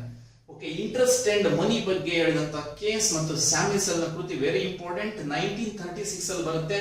ಬೆಳವಣಿಗೆಯ ದರ ಮತ್ತು ಬಡ್ಡಿಯ ಬಗ್ಗೆ, ಇಂಟ್ರೆಸ್ಟ್ ಮತ್ತು ಮನಿ ಬಗ್ಗೆ ಹೇಳಿದಂತ ಕೃತಿ. ಸೊ ಈ ಕೃತಿಗಳ ಬಗ್ಗೆ ನಿಮ್ಮ ಗಮನ ಇರಲಿ. ಎಕ್ಸಾಮ್ ಅಲ್ಲಿ ಹ್ಯಾಬಿಚುಯಲ್ ಕ್ವಶನ್ಸ್ ಅಂತ ಕರಿತೀವಿ. ಯಾವನ್ನ ಹ್ಯಾಬಿಚುಯಲ್ ಕ್ವಶನ್ಸ್ ಅಂದ್ರೆ ಪದೇ ಪದೇ ರೂಢಿಗತ ಅಂತ ಇವು ಬಂದೇ ಬರ್ತವೆ, ಬರಲೇಬೇಕು. ಯಾಕಂದ್ರೆ ಇದ್ರ ಮೇಲೆ ಎಕನಾಮಿಕ್ಸ್ ಸಾಕಷ್ಟು ಬೆಳವಣಿಗೆ ಹೊಂದಿದೆ ಅಂತ ಹೇಳ್ಬೋದು. ನೆಕ್ಸ್ಟ್ ನೋಡೋಣ. ಸೊ ಯಾವ ಗ್ರಂಥವನ್ನ ಅರ್ಥಶಾಸ್ತ್ರದ ಬೈಬಲ್ ಎಂದು ಕರೆಯುತ್ತಾರೆ ಅಂತ ಹೇಳಿ. ಸೊ ನಂಬರ್ 1 ಆಪ್ಷನ್ಸ್ ನೋಡೋಣ. So number 1 general theory of employment, interest and money. ಸಗಲೆ ಯಾರು ಕೇನ್ಸ್ ಅಂಡ್ ಸ್ಯಾಮ್ಯುಲ್ಸನ್ ಬರೆದು an inquiry into the nature and causes of the wealth nations. So ಇದು ಕೂಡ very important. So wealth of nations ಬಗ್ಗೆ ಯಾವುದು ಕೃತಿಯಲ್ಲಿ ಇರುವಂತದ್ದು ಇದನ್ನ ಅಥವಾ ಪ್ರಿನ್ಸಿಪಲ್ ಆಫ್ ಎಕನಾಮಿಕ್ಸ್ ಅಂತ ಕರೀತಾರೆ. ಸೊ ಆಪ್ಷನ್ಸ್ ಹೇಳುತ್ತೆ ಮೇಲಿನ ಎಲ್ಲವೂ ಅಂತ ಡಿ ಹೇಳುತ್ತೆ. ಇವು 3 ಯಾವ ಕೃತಿಯನ್ನ ಅರ್ಥಶಾಸ್ತ್ರದ ಬೈಬಲ್ ಅಂತ ಕರೆದಾರೆ ಅಂತ. ಹೆಚ್ಚು ಪಕ್ಷ ಒಂದು 100 ಸರಿ ಎಕ್ಸಾಮ್ ಬಂದಿರುವ ಸ್ನೇಹಿತರೆ, ಆದ್ರೂ ಕೂಡ ನಾವು ತಯಾರಿಯಲ್ಲಿ ಅಥವಾ ನೋಟ್ ಮಾಡೋದ್ರಲ್ಲಿ ಮಿಸ್ ಮಾಡ್ಕೊಂತ ಹೋಗ್ತೀವಿ. ಹಾಗಾಗಿ ಈ ತರ ರೆಡಿ ಆಗ್ತಾ ಹೋಗೋಣ, ನಾವು ಒಂದು ಬೇಸ್ ಇಂದ ರೆಡಿ ಆಗ್ತಾ ಹೋಗೋಣ ಅಂತ ನಾನು ಕ್ವಶನ್ಸ್ ಹೇಳ್ತಾ ಇದ್ದೀನಿ. ಸೊ ಉತ್ತರ ನಂಬರ್ 1A. ಅರ್ಥಶಾಸ್ತ್ರದ ಬೈಬಲ್ ಅಂತ ಕರೆಯುವ ಕೃತಿ ಯಾವುದು ಅಂದ್ರೆ general theory of employment, interest and ಮನಿ ಅನ್ನೋ ಕೃತಿ. ಕೇನ್ಸ್ ಅಂಡ್ ಸ್ಯಾಮ್ಯುಲ್ಸನ್ ಬರೆದಂತ ಕೃತಿ ಆಗಿರುತ್ತೆ. ಸೊ ಇದನ್ನ ನೋಟ್ ಮಾಡ್ಕೊಳ್ಳಿ. ಸೊ ಒಂದ್ ಸ್ವಲ್ಪ ನೋಡೋಣ. ಸೊ ಇಲ್ಲಿ ಯಾವ್ದೋ ಜಾನ್ ಮೆನಾರ್ಡ್ ಕೇನ್ಸ್ ಬಗ್ಗೆ ನೋಡೋಣ. ಯಾವ್ದನ್ನ so general theory of employment, interest and money ಬರೆದಂತ ಕೃತಿ ಬಗ್ಗೆ ಇವ್ರ ಬಗ್ಗೆ ಹೇಳಿದಾರೆ. ಇವರೊಬ್ಬ ಬ್ರಿಟಿಷ್ ಅರ್ಥಶಾಸ್ತ್ರಜ್ಞನಾಗಿದ್ದ. ಹಾಗೂ ಈ ಗ್ರಂಥವನ್ನ ಅರ್ಥಶಾಸ್ತ್ರದ ಬೈಬಲ್ ಅಂತ ಕರೀತಾರೆ ಅಂತ ಗೊತ್ತಾಯ್ತು. ಇವರು ಮುಖ್ಯವಾಗಿ ಈ ಕೃತಿಯಲ್ಲಿ ಏನ್ ಚರ್ಚೆ ಮಾಡಿದ್ದಾರೆ ಅಂದ್ರೆ ಆರ್ಥಿಕ ಚಟುವಟಿಕೆಗಳಲ್ಲಿ ಸರ್ಕಾರದ ಹಸ್ತಕ್ಷೇಪ ಅನಿವಾರ್ಯವಾಗಿರುತ್ತದೆ. ಸೊ ಇವಾಗ ಸಂದಿಗ್ಧ ಪರಿಸ್ಥಿತಿಯಲ್ಲಿ ಆಗಿರುವಾಗ ಈ ಥಿಯರಿ ವೆರಿ ಇಂಪಾರ್ಟೆಂಟ್ ಆಗುತ್ತೆ. ಹಾಗಾಗಿ ಇದರಿಂದ ಈ ಥಿಯರಿ ಬಗ್ಗೆ ಒಂದು ಕಣ್ಣಿಟ್ಟಿರ್ರಿ. ಯಾಕಂದ್ರೆ ಪ್ರಸ್ತುತ ಯಾವ ಆಧಾರದ ಮೇಲೆ ಅಥವಾ ಆರ್ಥಿಕವಾಗಿ ಬರುವಂತ ಸಮಸ್ಯೆಗಳ ಬಗ್ಗೆ ಅಥವಾ ಎಕನಾಮಿಕ್ಸ್ ಬಗ್ಗೆನೇ ಕಾಂಪಿಟೇಟಿವ್ ಎಕ್ಸಾಮ್ ಅಲ್ಲಿ ಕರೆಂಟ್ ಅಫೇರ್ಸ್ ಗಳನ್ನ ಇಟ್ಟಿರ್ತಾರೆ. ಹಾಗಾಗಿ ಕರೆಂಟ್ ಅಫೇರ್ಸ್ ನಿಮಗೆ ಸರಿಯಾಗಿ ಫೌಂಡೇಶನ್ಸ್ ಬಿಡಬೇಕು ಅಂದ್ರೆ ಎಕನಾಮಿಕ್ಸ್ ಬೇಸ್ ಇರಬೇಕಾಗುತ್ತೆ. ಆ ಎಕನಾಮಿಕ್ಸ್ ಬೇಸ್ ಅಲ್ಲಿ ಕ್ವಶನ್ಸ್ ಹೋಗ್ಬೇಕಾದ್ರೆ ಈ ತತ್ವಗಳು ವೆರಿ ಇಂಪಾರ್ಟೆಂಟ್ ಆಗುತ್ತೆ. ಅದು ಈ ಕ್ಲಾಸ್ ವೆರಿ ಇಂಪಾರ್ಟೆಂಟ್ ಅಂತ ಹೇಳ್ತೀನಿ ನನ್ನ ಸ್ನೇಹಿತರೆ. ಓಕೆ, ಸೊ ಈ ಕೃತಿ ಯಾವುದ್ರ ಬಗ್ಗೆ ಹೇಳ್ತಂದ್ರೆ ಸರ್ಕಾರದ ಹಸ್ತಕ್ಷೇಪ, ಯಾವುದು ಆರ್ಥಿಕ ಬೆಳವಣಿಗೆ ಅಥವಾ ಆರ್ಥಿಕ ಚಟುವಟಿಕೆಗಳಲ್ಲಿ ಸರ್ಕಾರದ ಹಸ್ತಕ್ಷೇಪ ವೆರಿ ಇಂಪಾರ್ಟೆಂಟ್ ಅನ್ನೋದ್ರ ಬಗ್ಗೆ ನಾನು ಹೇಳ್ತಾ ಇದ್ದೀನಿ. ಓಕೆ, ನೆಕ್ಸ್ಟ್ ಕ್ವಶನ್ಸ್ ನೋಡೋಣ. ಸೊ 4ನೇ ಕ್ವಶನ್ಸ್, ಅರ್ಥಶಾಸ್ತ್ರ ಎಂಬ ಪದವನ್ನು ಬಳಕೆ ಮಾಡಿದ್ದು ಯಾರು ಅಂತೇಳಿ. ಸೊ ಕಣ್ಣು ಮುಚ್ಕೊಂಡು ಹೇಳ್ಬೋದು, ಎಷ್ಟು ಈಸಿ ಕ್ವಶನ್ಸ್ ಅಲ್ಲ, ಬಾಯಲ್ಲಿದೆ ಆಡಮ್ ಸ್ಮಿತ್. ಸೊ ನೋಡೋಣ ಒಂದ್ಸರಿ options. Alfred Marshall, Ragnar Frisch, Adam Smith, Kautilya ಅಂತ. ಅರ್ಥಶಾಸ್ತ್ರ ಎಂಬ ಪದವನ್ನ ಮೊದಲು ಬಳಸಿದ. ಅರ್ಥಶಾಸ್ತ್ರ ಅಂದ್ರೆ ಭಾರತದ ಪದ ಇದೆ, ಎಕನಾಮಿಕ್ಸ್ ಅಂತ. ಎಕನಾಮಿಕ್ಸ್ ಅಂದ್ರೆ ಇಂಗ್ಲಿಷ್, ಅರ್ಥಶಾಸ್ತ್ರ ಅಂದ್ರೆ ಸೊ ಭಾರತದ ಇಂಡಿಯಾದ ಪದ ಇದ್ದಂಗೆ ಇದು. ಹಾಗಾಗಿ ಕೌಟಿಲ್ಯ ಇರ್ಬೋದ ಇಲ್ಲ ಆಡಮ್ ಸ್ಮಿತ್ ಇರ್ಬೋದ. 50-50 ಆನ್ಸರ್ ಇರುತ್ತೆ. ಆದ್ರೆ ಇವೆರಡು 50-50 ಆನ್ಸರ್ಗಳು ಅಲ್ಲ, ಆಗಿರಲ್ಲ ಇದು. ಯಾಕಂದ್ರೆ ಫಸ್ಟ್ ಮೊದಲ ಬಾರಿಗೆ ಎಕನಾಮಿಕ್ಸ್ ಎಂಬ ವರ್ಡ್ ಅನ್ನ ಉಪಯೋಗಿಸಿದವನು Alfred Marshall. So Alfred Marshall ಒಬ್ಬ ಬ್ರಿಟಿಷ್ ಅರ್ಥಶಾಸ್ತ್ರನಾಗಿರ್ತಾನೆ. ಇವನು ಒಂದು ಪ್ರಮುಖ ಕೃತಿ ಬರೀತಾನೆ. ಸೊ ಪ್ರಿನ್ಸಿಪಲ್ ಆಫ್ ಎಕನಾಮಿಕ್ಸ್ ಅಂತ ಬರೀತಾನೆ. ಓಕೆ, ಪ್ರಿನ್ಸಿಪಲ್ ಎಕನಾಮಿಕ್ಸ್ ಅಂತ ಒಂದು ಕೃತಿ ಇದೆಯಲ್ಲ 1890ರಲ್ಲಿ, ಇದರಲ್ಲಿ ಎಕನಾಮಿಕ್ಸ್ ಅನ್ನೋ ಪದವನ್ನ ಮೊದಲು ಉಪಯೋಗಿಸ್ತಾನೆ. ಸೊ ಇದಕ್ಕೂ ಮೊದಲೇ ಗ್ರೀಕ್ ಉಪಯೋಗಿಸಿದ್ರು. ಗ್ರೀಕರು ಸೊ ಬೇರೆ ಬೇರೆ ಇದರಿಂದ ಕರಿತಾ ಇದ್ರು ಅಲ್ವಾ, ಓಕಿನಾಮಸ್ ಅಂತ ಕರೀತಿದ್ರು. ಸೊ ಓಕಿನಸ್ ಅಂದ್ರೆ ಈ ತರ ಎಲ್ಲ ಬರ್ತಾ ಇತ್ತು. ಸೊ ಇಲ್ಲಿ ಇಂಪಾರ್ಟೆಂಟ್ ಎಕನಾಮಿಕ್ಸ್ ಅನ್ನೋ ಪದವನ್ನ ಉಪಯೋಗಿಸಿದವನು ಯಾರು ಅಂತಂದ್ರೆ ಸೊ ಯಾರಂದ್ರೆ ಸೊ ನೆನ್ಪಿಟ್ಕೊಳ್ಳಿ, so Alfred marshal. Okay, Alfred marshal. ಯಾಕಂದ್ರೆ ಸಿಲ್ಲಿ ಕ್ವಶನ್ಸ್ ನಮ್ಮನ್ನ ಎಕ್ಸಾಮ್ ಅಲ್ಲಿ ಕೈ ಬಿಡೋದು. ಓಕೆ, ಪಾತಾಳಕ್ಕೆ ತಳ್ಳಿಬಿಡ್ತಾರೆ. ಓಕೆ, ಆಲ್ಫ್ರೆಡ್ ಮಾರ್ಷಲ್ ಮೊದಲ ಬಾರಿಗೆ ಪೂರೈಕೆ ಮತ್ತು ಬೇಡಿಕೆ ಬಗ್ಗೆ ಮತ್ತು ಪೂರೈಕೆಯ ಇತಿಮಿತಿ ಬಗ್ಗೆ ಮತ್ತು ಪ್ರಯೋಜನ, ಉತ್ಪಾದನೆ, ಖರ್ಚುಗಳ ವಿಚಾರದ ಬಗ್ಗೆ ಈ ಪುಸ್ತಕ ಸವಿಸ್ತರವಾಗಿ ವಿಸ್ತರಿಸುತ್ತೆ. ಹಾಗಾಗಿ ಇದರಿಂದ ಪೂರೈಕೆ, ಬೇಡಿಕೆ ಇವುಗಳೆಲ್ಲ ಒಂದಕ್ಕೊಂದು ಸಂಬಂಧ ಇರುತ್ತೆ ಅರ್ಥಶಾಸ್ತ್ರದಲ್ಲಿ. ಯಾಕಂದ್ರೆ ಇನ್ಫ್ಲೇಷನ್ ಡಿಫ್ಲೇಷನ್ಸ್ ಮೇಲೆ ನಿಂತಿರುತ್ತೆ ಅರ್ಥಶಾಸ್ತ್ರ ಹೆಚ್ಚು ಕಡಿಮೆ. ಹಾಗಾಗಿ ಇದರಿಂದ ಪೂರೈಕೆ ಇರಬೇಕು, ಪೂರೈಕೆ ಇದ್ರೆ ಅದಕ್ಕೆ ತಕ್ಕ ಬೇಡಿಕೆ ಇರಬೇಕು, ಬೇಡಿಕೆ ತಕ್ಕ ಬೆಲೆ ಇರಬೇಕು, ಅವಾಗ ಕನ್ಸ್ಯೂಮರ್ಗೆ ಅನುಭೋಗದ ಒಂದು ರುಚಿ ಇರಬೇಕು. ಹಾಗಿದ್ರೆ ಮಾತ್ರ ಸೊ ಯಾವುದೋ ಒಂದು ಪ್ರಾಡಕ್ಟ್ ಎಲ್ಲಿಗೆ ಗಗನಕ್ಕೇರಕ್ಕೆ ಸಾಧ್ಯ ಅಂತ ಹೇಳ್ಬೋದು. ಸೊ ಓಕೆ, ನೆಕ್ಸ್ಟ್ ಇವರನ್ನ ಸೂಕ್ಷ್ಮ ಅರ್ಥಶಾಸ್ತ್ರದ ಮೈಕ್ರೋ ಎಕನಾಮಿಕ್ಸ್ ಒಬ್ಬ ಅಗ್ರಗಣ್ಯ ಅಂತ ಕರಿತೀವಿ. ಫಾದರ್ ಆಫ್ ಮೈಕ್ರೋ ಎಕನಾಮಿಕ್ಸ್ ಅಲ್ಲ, ಒಬ್ಬ ಅಗ್ರಗಣ್ಯ ಅಂತ ಕರಿತೀವಿ. ಎಕ್ಸಾಮ್ ಅಲ್ಲಿ ನೆನ್ಪಿಟ್ಕೊಳ್ಳಿ, ಸೂಕ್ಷ್ಮ ಅರ್ಥಶಾಸ್ತ್ರದ ಅಗ್ರಗಣ್ಯ ಯಾರು ಅಂತ ಕೇಳಿದ್ರೆ ಆಲ್ಫ್ರೆಡ್ ಮಾರ್ಷಲ್. ಹಾಗೂ ನವ ಸಂಪ್ರದಾಯದ ವ್ಯಾಖ್ಯಾನದ ಪಿತಾಮಹ ಅಂತ ಕರೀತಾರೆ ಇವರನ್ನ. ನವ ಸಂಪ್ರದಾಯದ ವ್ಯಾಖ್ಯಾನದ ಪಿತಾಮಹ ಅಂತ ಯಾರನ್ನ ಕರೀತಾರೆ ಅಂದ್ರೆ so Alfred marshal. Alfred marshal ಬಗ್ಗೆ ಇಷ್ಟು ಸಂಭವನೀಯ ಕ್ವಶನ್ಸ್ ಬರಂತ ಸಾಧ್ಯತೆ ಇರುತ್ತೆ. ಹಾಗಾಗಿ ಇದನ್ನ ನೋಟ್ ಮಾಡ್ಕೋಬೇಕಾಗುತ್ತೆ. ನೆಕ್ಸ್ಟ್ ನೋಡೋಣ, ಅದೇ ಬೇಸ್ ಮೇಲೆ ಒಂದು ಕ್ವಶನ್ಸ್ ಕೇಳಿದ್ದಾರೆ ಲಾಸ್ಟ್ ಟೈಮ್. ಸೊ ಸೂಕ್ಷ್ಮ ಮತ್ತು ಸಮಗ್ರ ಅರ್ಥಶಾಸ್ತ್ರ ಎಂಬ ಪದವನ್ನ ಮೊದಲ ಬಾರಿಗೆ ಬಳಸಿದವನು ಯಾರು ಅಂತೇಳಿ. ಆನ್ಸರ್ ಹಿಂದಿನ ಕ್ವಶನ್ ನೋಡಿ, ಇಲ್ಲಿ ಆನ್ಸರ್ ಮಾಡಕ್ ಬಂದ್ರೆ ಫುಲ್ ಸೊ ಎಡವಟ್ ಆಗ್ತೀರಾ. ಸೊ ಹಾಗಾದ್ರಿಂದ ಯೋಚನೆ ಮಾಡಿ ಹೇಳ್ಬೇಕಾಗುತ್ತೆ. ಸೂಕ್ಷ್ಮ ಮತ್ತು ಸಮಗ್ರ ಅರ್ಥಶಾಸ್ತ್ರ ಬಗ್ಗೆ ಯಾರು ಬರೆದ್ರು, ಮೊದಲನೇ ಪದವನ್ನ ಉಪಯೋಗಿಸಿದವರು ಯಾರು ಅಂತ. Alfred Marshall, Ragnar Frisch, Adam Smith, Ragnar Frisch ಅಂತ ಮತ್ತೆ ಆನ್ಸರ್ ಬಂದ್ರೆ ಬೇಡ. ಓಕೆ, ನೋಡೋಣ. ಹಾಗಾದ್ರಿಂದ ನಿಮಗೆ ಡಬಲ್ ಆನ್ಸರ್ ಬಂದ್ರಿಂದ ಒಂದು ಕ್ಲೂ ಇರ್ಬೋದೇನೋ, ರಾಗ್ನರ್ ಫಿಶ್ ಅಂತ ಹೇಳ್ಬೇಕಾಗುತ್ತೆ. ಸೊ ಸೂಕ್ಷ್ಮ ಮತ್ತು ಸಮಗ್ರ ಅರ್ಥಶಾಸ್ತ್ರ ಪದವನ್ನು ಮೊದಲು ಬಳಸಿದವರು ರಾಗ್ನರ್ ಫಿಶ್. ರಾಗ್ನರ್ ಫಿಶ್ ಯಾರು ಅನ್ನೋದ್ರ ಬಗ್ಗೆ ನಾನು ಚರ್ಚೆ ಮಾಡ್ತೀನಿ, ನೋಡೋಣ. ಸೊ ಯಾರ್ಯಾರು ಗೊತ್ತಿದ್ರೆ ಹೇಳ್ಬೋದು. ಸೊ ರಾಗ್ನರ್ ಫಿಶ್ ಒಬ್ಬ ಅರ್ಥಶಾಸ್ತ್ರಜ್ಞನಾಗಿದ್ದ. ಸೊ ಇವನು ಮೊದಲ ಬಾರಿಗೆ ಅಂದ್ರೆ 1969ರಲ್ಲಿ ಅರ್ಥಶಾಸ್ತ್ರಕ್ಕೆ ಮೊದಲ ಬಾರಿಗೆ ನೊಬೆಲ್ ಪ್ರಶಸ್ತಿ ತಂದು ಕೊಡ್ತಾನೆ. ಹಾಗಾಗಿ ರಾಗ್ನರ್ ಫಿಶ್ ವೆರಿ ಇಂಪಾರ್ಟೆಂಟ್ ನಮಗೆ. ಯಾಕಂದ್ರೆ ಮೊದಲ ಬಾರಿಗೆ 1969ರಲ್ಲಿ ಅರ್ಥಶಾಸ್ತ್ರಕ್ಕೆ ಮೊದಲ ನೊಬೆಲ್ ಅವಾರ್ಡ್ ಬರುತ್ತೆ. ಇದನ್ನ ಅರ್ಥಶಾಸ್ತ್ರಕ್ಕೆ ತಂದು ಕೊಟ್ಟ ಮಹಾಶಯ ಅಂದ್ರೆ ರಾಗ್ನರ್ ಫಿಶ್. ಹಾಗಾದ್ರೆ ರಾಗ್ನರ್ ಫಿಶ್ ಗೆ ಮಾತ್ರ ಬಂತ 1969ರಲ್ಲಿ ರಾಗ್ನರ್ ಫಿಶ್ ಮಾತ್ರ ತಗೊಂಡ್ರ, ಅವ್ರ ಜೊತೆ ಯಾರು ಇದ್ರಂತ ಇಲ್ಲ, 2 ಜನ ಇದ್ರು. ಸೊ ಒಂದು ರಾಗ್ನರ್ ಫಿಶ್, ಎರಡನೇದು ಜಾನ್-ಟಿನ್ ಬರ್ಜಿನ್ ಅನ್ನೋ. ಓಕೆ, ಜಾನ್-ಟಿನ್ ಬರ್ಜಿನ್ ಎಂಬ ಡಚ್ ಅರ್ಥಶಾಸ್ತ್ರಜ್ಞ. ಮತ್ತೆ ಇವರು ಕೂಡಿ 2 ಜನ ಅರ್ಥಶಾಸ್ತ್ರಕ್ಕೆ ನೊಬೆಲ್ ಪ್ರಶಸ್ತಿ ತಗೋತಾರೆ. ಹಾಗಾಗಿ ಇದನ್ನ ನೋಟ್ ಮಾಡ್ಕೊಳ್ಳಿ. ಎಕ್ಸಾಮ್ ಅಲ್ಲಿ ಲಾಸ್ಟ್ ಟೈಮ್ ಕೇಳಿದರೆ IAS ಅಲ್ಲಿ ಕೇಳಿದರೆ ಅಂಡ್ KS ಅಲ್ಲಿ ಕೇಳಿದರೆ. ನಾವು ಬರೆದಂತ KS ಎಕ್ಸಾಮ್ ಅಲ್ಲಿ ಕೂಡ ಇದು ಬೇಟ್ ಆಗಿದ್ದ ಕ್ವಶನ್ಸ್. ಹಾಗಾಗಿ ಇದನ್ನ ನಾನು ನೆನ್ಪು ಮಾಡಿ ಹಾಕಿದ್ದೀನಿ ಅಂತ. ನೆಕ್ಸ್ಟ್ ನೋಡೋಣ, ಆಧುನಿಕ ಅರ್ಥಶಾಸ್ತ್ರದ ಪಿತಾಮಹ ಯಾರು ಅಂತ ಕ್ವಶನ್ಸ್. ಸೊ ಆಧುನಿಕ ಅರ್ಥಶಾಸ್ತ್ರದ ಪಿತಾಮಹ ಯಾರು ಅಂತಂದ್ರೆ ಸೊ ಆಡಮ್ ಸ್ಮಿತ್. ಇದು ನಿಮ್ಮ ಬಾಯಲ್ಲಿ ಇರುತ್ತೆ. ಹಾಗಾಗಿ ಇದರಿಂದ ಸೊ ಇವರನ್ನ ಸಾಂಪ್ರದಾಯಿಕ ಪಂಥದ ಸಂಪತ್ತಿನ ವ್ಯಾಖ್ಯಾನದ ಪ್ರತಿಪಾದಕ ಅಥವಾ ಪಿತಾಮಹ ಅಂತ ಕರೀತಾರೆ. ಇವರು ಮೂಲತಃ ಎಲ್ಲಿಯವರು ಅಂತ ಕೇಳಿದ್ದಾರೆ ಒಂದ್ಸರಿ. ಸ್ಕಾಟ್ಲೆಂಡ್ ದ್ವೀಪದವರು ಇವರು.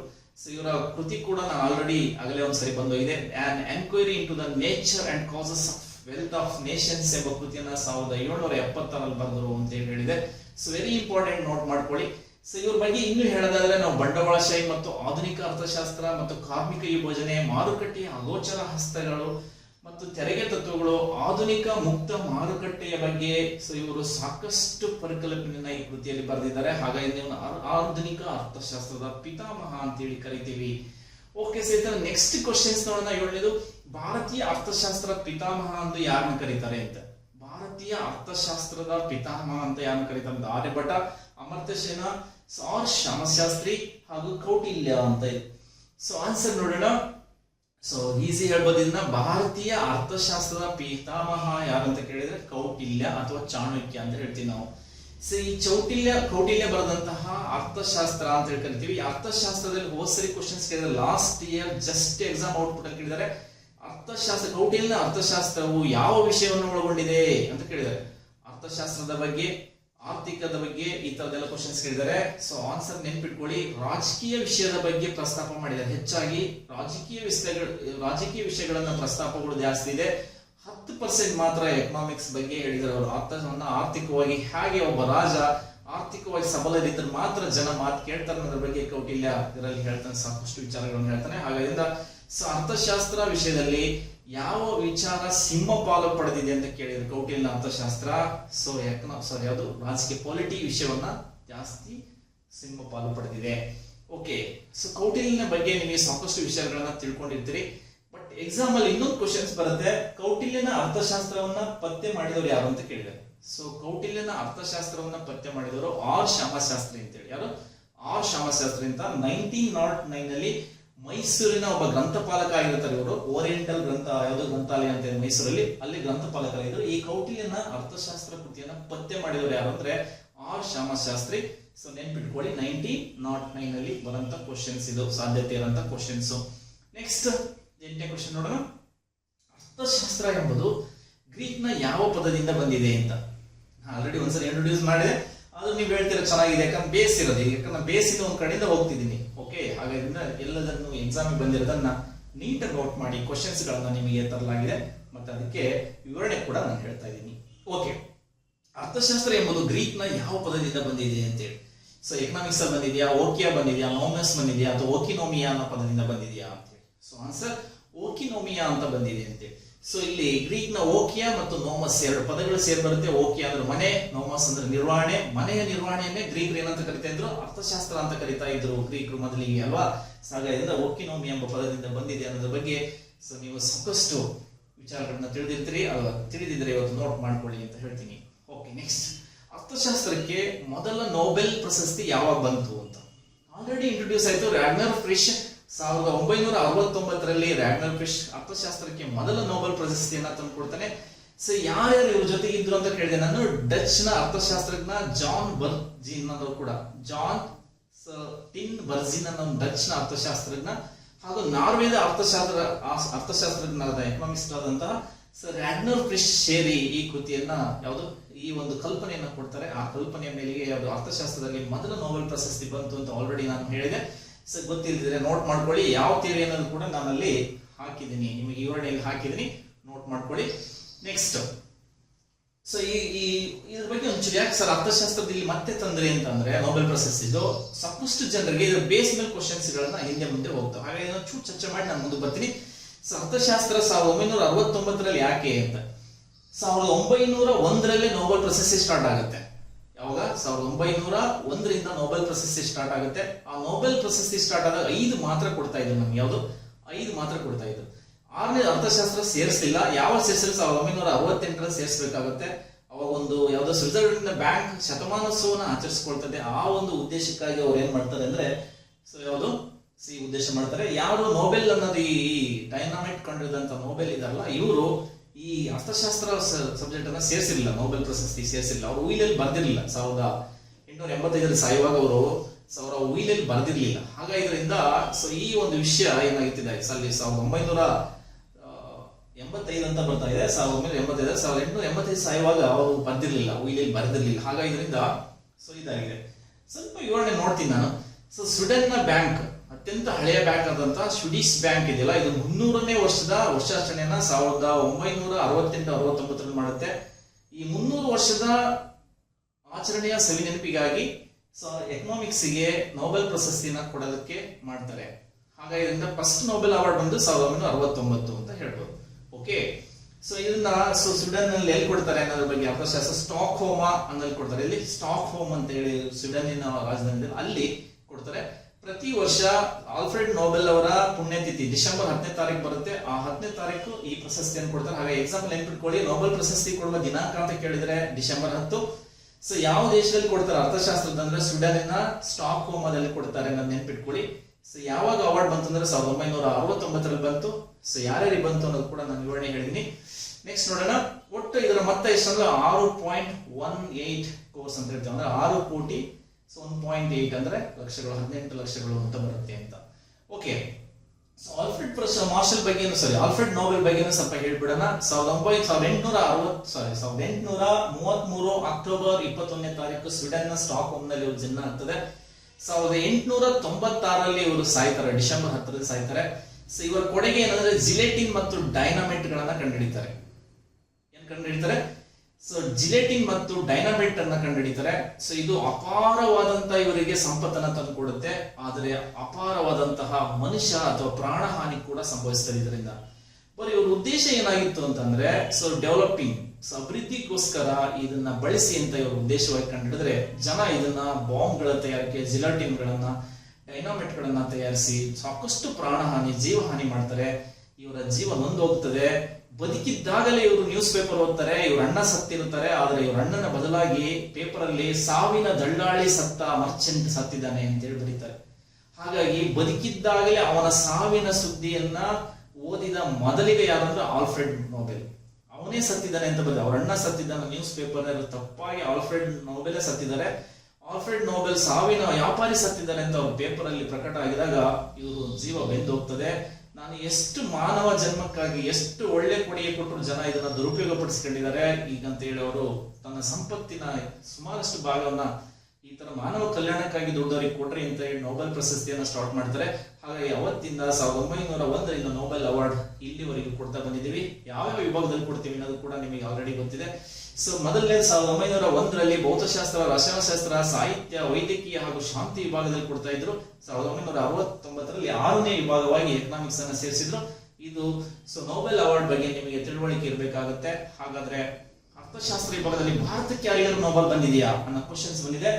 ಸೊ ಅರ್ಥಶಾಸ್ತ್ರ ವಿಭಾಗದಲ್ಲಿ ನೊಬೆಲ್ ಪ್ರಶಸ್ತಿಯನ್ನ ಪಡೆದವರು ಯಾರು ಅನ್ನೋದ್ರ ಬಗ್ಗೆ ನೋಡೋಣ. First Gunnar Myrdal and Simon Kuznets and Kenneth Arrow, Milton Friedman ಅಂತ ಇದೆ. ಸೊ ಇದರಲ್ಲಿ ಯಾರಿಗೆ ಅರ್ಥಶಾಸ್ತ್ರದ ನೊಬೆಲ್ ಅವಾರ್ಡ್ ಬಂದಿದೆ ಅಂತ ಕೇಳಿದೆ. ಸೊ ಯಾರಾದ್ರೂ ಹೇಳ್ಬೋದು, ಚಾಯ್ಸ್ ಕ್ವಶನ್ಸ್ ಅನ್ನ ಹೇಳ್ಬೋದು ನೀವು. ಸೊ ನಾನು ಹೇಳ್ತಾ ಇದೀನಿ 4 ಜನಿಗೂ ಬಂದಿದೆ. ಯಾಕೆ ಈ ಕ್ವಶನ್ಸ್ ತಗೊಂಡಿದ್ದೀನಿ ಅಂದ್ರೆ ಇದು ವೆರಿ ಹಂಟರ್. ಯಾಕಂದ್ರೆ KPSC ಎಕ್ಸಾಮ್ ನಾನು ಹೇಳ್ತಿರ್ತೀನಿ, ಅವುಗಳು KPSC ಎಕ್ಸಾಮ್ ಇದೆಯಲ್ಲ ಒಂದು ಮುಷ್ಟಿ ಜಾಸ್ತಿ ಯಾವುದಕ್ಕಿಂತ UPSC ಗಿಂತ KPSC ಎಕ್ಸಾಮ್ ಟಫ್ ಇರೋದು. ಆ ಕ್ವಶನ್ ಹೆಂಗ್ ತೆಗಿತಾರೆ ಅಂದ್ರೆ ಈ ತರ ಡೆಪ್ತ್ ಆಗಿ ತೆಗಿತಾರೆ. ಹಾಗಾಗಿ ನೀವು ಡೆಪ್ತ್ ಆಗಿ ಓದ್ಬೇಕಾಗುತ್ತೆ. ಸುಮ್ನೆ ಮೇಲ್ಮೇಲಕ್ಕೆ ಮ್ಯಾಗ್ಝಿನ್ ಇಟ್ಕೊಂಡು ಟಿಟ್ಬಿಟ್ಸ್ ತರ ಓದ್ಕೊಂಡು ಹೋದ್ರೆ ಯಾವುದೇ ಕಾರಣಕ್ಕೂ ನೀವು ಎಕ್ಸಾಮ್ ಪಾಸ್ ಮಾಡಕ್ಕಾಗಲ್ಲ. ಹಾಗೆ ಎಕ್ಸಾಮ್ ಬರೀತಾ ಇರ್ತದೆ, ಎಕ್ಸಾಮ್ ಹೋಗ್ತಾ ಇರ್ತದೆ. ಹಾಗಾಗಿ ದಯವಿಟ್ಟು ಓದುವಾಗ ಡೆಪ್ತ್ ನಾಲೆಡ್ಜ್ ಅನ್ನ ಉಪಯೋಗಿಸ್ಕೊಳ್ಳಿ. ಓಕೆ, ಇದೆಲ್ಲ ಹೇಳ್ತಿದ್ದೀನಿ. ಆನ್ಸರ್ 4 ಸರಿ ಇದಾವೆ.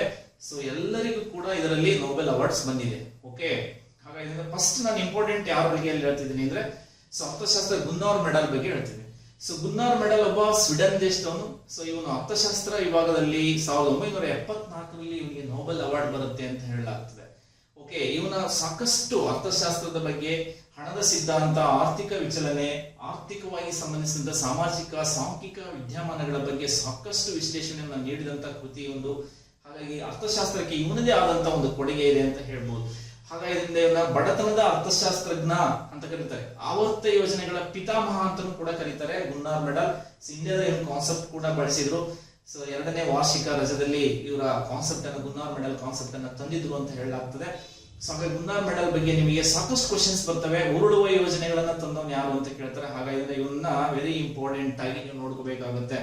ಗುನ್ನಾರ್ ಮೆಡಲ್ ಬಗ್ಗೆ ನಿಮಗೆ ನೊಬೆಲ್ ಪ್ರಶಸ್ತಿ ಬಂದಿದೆ, ಯಾವ ಬಂದಿದೆ, ಇವನ ಕೊಡುಗೆ ಏನು, ಭಾರತದಲ್ಲಿ ಇವನ ಪಾತ್ರ ಏನು ಅನ್ನೋದ್ರ ಬಗ್ಗೆ ವೆರಿ ಇಂಪಾರ್ಟೆಂಟ್. ನೆನಪಿಟ್ಕೊಳ್ಳಿ, ಬಡವರ ಅರ್ಥಶಾಸ್ತ್ರಜ್ಞ ಅಂತ ಹೇಳಿ ಕರೀತಾರೆ. ಇವನನ್ನೇ ಆವರ್ತ ಯೋಜನೆಗಳ ಪಿತಾಮಹ, ಉರುಳುವ ಯೋಜನೆ, ರೋಲಿಂಗ್ ಪ್ಲಾನ್ ನ ಫಾದರ್ ಅಂತ ಹೇಳಿ ಕರೀತಾರೆ. ನೆನಪಿಟ್ಕೊಳ್ಳಿ, ಸಂಘ ನಿಮಗೆ ಒಂದು ಕ್ವಶನ್ಸ್ ಬರುತ್ತೆ ಅಂತ. ನೆಕ್ಸ್ಟ್ ಉಳಿದಿರೋಂಥವ್ರ ಬಗ್ಗೆ ನಾನು ಸಾಕಷ್ಟು ವಿಚಾರಗಳನ್ನು ಹೇಳ್ತಾ ಇದ್ದೀನಿ. ಸಾಮಿಲ್ಸನ್ಸ್ ಇರ್ಬೋದು ಅಥವಾ ಆರ್ಥರ್ ಲಿವಿಸ್ ಕೆಳಗಡೆ ಕೊಟ್ಟಿದ್ದೀನಿ. ಇವರೆಲ್ಲರಿಗೂ ಕೂಡ ಎಕನಾಮಿಕ್ಸ್ ಅಲ್ಲಿ ಅವಾರ್ಡ್ ಸಿಕ್ಕಿದೆ. ಯಾವ ಇಯರ್ಸ್ ಅಲ್ಲಿ ಸಿಕ್ಕಿದೆ ಅದು ಕೂಡ ಇಲ್ಲಿ ಕೆಳಗಡೆ ನಾನು ಹಾಕಿದ್ದೀನಿ. ನೋಟ್ ಮಾಡ್ಕೊಂತ ಬನ್ನಿ. ಎಲ್ಲರಿಗೂ ಕೂಡ ಅರ್ಥಶಾಸ್ತ್ರದ ನೊಬೆಲ್ ಪ್ರಶಸ್ತಿ ಸಿಕ್ಕಿದೆ. ಆಲ್ರೆಡಿ ಎಕ್ಸಾಮಿಗೆ ಒಂದ್ ಸರಿ ಅಥವಾ 2 ಸರಿ ನನಗೆ ಗೊತ್ತಿರಂಗೆ ಭೇಟಿ ಆಗಿದೆ ಈ ಕ್ವಶನ್ಸ್. ಹಾಗೆ ಇದನ್ನ ನಾನು ಹಾಕಿದ್ದೀನಿ. ಓಕೆ, ನೆಕ್ಸ್ಟ್ 10ನೇ ಕ್ವಶನ್ ನೋಡೋಣ. ಅರ್ಥಶಾಸ್ತ್ರ ವಿಭಾಗದಲ್ಲಿ ನೊಬೆಲ್ ಪ್ರಶಸ್ತಿ ಪಡೆದಂತ ಭಾರತೀಯ ಯಾರಾದ್ರೂ ಇದ್ದಾರಾ ಅಂತ. ನಂಬರ್ 1 ಅರ್ಥಶಾಸ್ತ್ರ ಅಮರ್ತ್ಯ ಸೇನ್, ಅಭಿಜಿತ್ ಬ್ಯಾನರ್ಜಿ, ಕೌಟಿಲ್ಯ, ರಘುರಾಮ್ ರಾಜನ್ ಅಂತ ಹೇಳಿ ರೀಸೆಂಟ್ ಅಲ್ಲಿ ಇದ್ರಲ್ಲ RBI ಗವರ್ನರ್ ಫಾರ್ಮರ್. ಇವರಲ್ಲಿ ಯಾರಿಗೆ ಅರ್ಥಶಾಸ್ತ್ರ ನೊಬೆಲ್ ಅವಾರ್ಡ್ ಸಿಕ್ಕಿದೆ ಅಂತ ಎಕ್ಸಾಕ್ಟ್ಲಿ ಆನ್ಸರ್ ಹೇಳ್ತಾ ಇದ್ರೆ ನಂಗೆ ಗೊತ್ತು, ಅಮರ್ತ್ಯ ಸೇನ್ ಅಂತ. ಭಾರತದಲ್ಲಿ ಇದುವರೆಗೂ ಅರ್ಥಶಾಸ್ತ್ರ ವಿಭಾಗದಲ್ಲಿ 2 ಜನರಿಗೆ ನೊಬೆಲ್ ಅವಾರ್ಡ್ ಸಿಗುತ್ತೆ. ಒಂದು ಅಮರ್ತ್ಯ ಸೇನ್ ಮತ್ತು ಅಭಿಜಿತ್ ಬ್ಯಾನರ್ಜಿ. ಹಾಗಾದ್ರೆ ಎ ಮತ್ತು ಬಿ 2 ಸರಿ ಇದರಲ್ಲಿ ಆನ್ಸರ್. ಎ ಮತ್ತು ಬಿ 2 ಸರಿ. 2019ರಲ್ಲಿ ಅಭಿಜಿತ್ ಬ್ಯಾನರ್ಜಿಗೆ ನೊಬೆಲ್ ಅವಾರ್ಡ್ ಅನ್ನ ತಂದುಕೊಟ್ರೆ, ಇವ್ರು ಯಾರು? ಅಮರ್ತ್ಯ ಸೇನ್ 1998ರಲ್ಲಿ ಅರ್ಥಶಾಸ್ತ್ರ ವಿಭಾಗಕ್ಕೆ ನೊಬೆಲ್ ಪ್ರಶಸ್ತಿಯನ್ನು ಕೊಡ್ತಾರೆ. ಒಂದು ಅಮರ್ತ್ಯ ಸೇನ್ ಬಗ್ಗೆ ಒಂದು ಸ್ವಲ್ಪ ನೋಡೋಣ. 1998ರಲ್ಲಿ ಅರ್ಥಶಾಸ್ತ್ರ ವಿಭಾಗಕ್ಕೆ ನೊಬೆಲ್ ಪ್ರಶಸ್ತಿಯನ್ನು ತಂದು ಕೊಡ್ತಾರೆ. ಯಾಕೆ ಅಂದ್ರೆ ವೆಲ್ಫೇರ್ ಎಕನಾಮಿಕ್ಸ್ ಅಂತ ಕರಿತೀವಿ, ಅದನ್ನ ಕಲ್ಯಾಣ ಅರ್ಥಶಾಸ್ತ್ರ ಅಂತ ಕರಿತೀವಿ. ಇವರು ಈ ಕೊಡುಗೆಗಾಗಿ ಭಾರತದ ಅರ್ಥಶಾಸ್ತ್ರಜ್ಞ ಅಮರ್ತ್ಯ ಸೇನ್ಗೆ ನೊಬೆಲ್ ಅವಾರ್ಡ್ ಅನ್ನ ನಮ್ಮ ಭಾರತಕ್ಕೆ ತಂದುಕೊಟ್ಟಂತ ಮೊದಲ ಭಾರತೀಯ ಅಂತ ಹೇಳ್ಬೋದು ಅರ್ಥಶಾಸ್ತ್ರ ವಿಭಾಗದಲ್ಲಿ. ನೆಕ್ಸ್ಟ್ ಇವರ ಕೊಡುಗೆಗೆ 1999ರಲ್ಲಿ ಭಾರತ ರತ್ನ ಪ್ರಶಸ್ತಿಯನ್ನ ನೀಡಿ ಗೌರವಿಸುತ್ತೆ. ಓಕೆ, ನೆಕ್ಸ್ಟ್ 2012ರಲ್ಲಿ ನ್ಯಾಷನಲ್ ಹ್ಯುಮ್ಯಾನಿಟೀಸ್ ಮೆಡಲ್ ಅನ್ನ ತಗೋತಾರೆ ಇವರು. ಯಾರು? ಅಮರ್ತ್ಯ ಸೇನ್.